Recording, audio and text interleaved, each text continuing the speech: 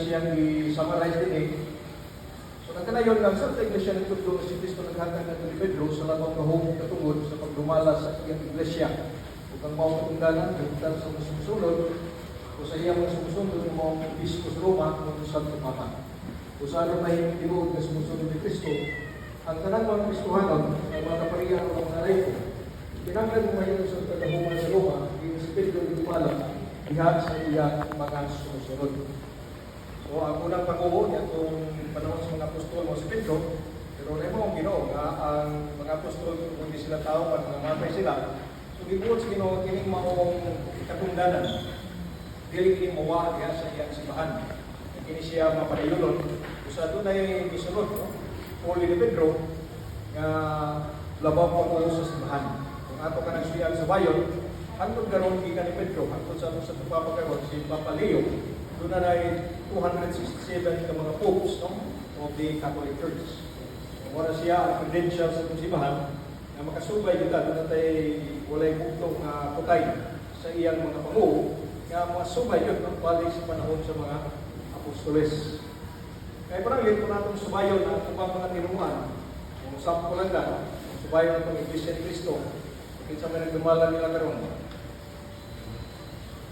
Kung nga manalo, diba? Niya naguna, iyang sundan, anak na Manalo, niya saan po nga ni Felix Manalo. Niya kung atong tanawon before ni Felix Manalo, wala. No? Wala yung naguna. Pabuntok, no? October sa 1914. Ang mga saksi luba at makita ang ilang kapanguluhan, masubay na nato balik sa 1872, niya to ni Charles T. Rosel, ang ilang founder.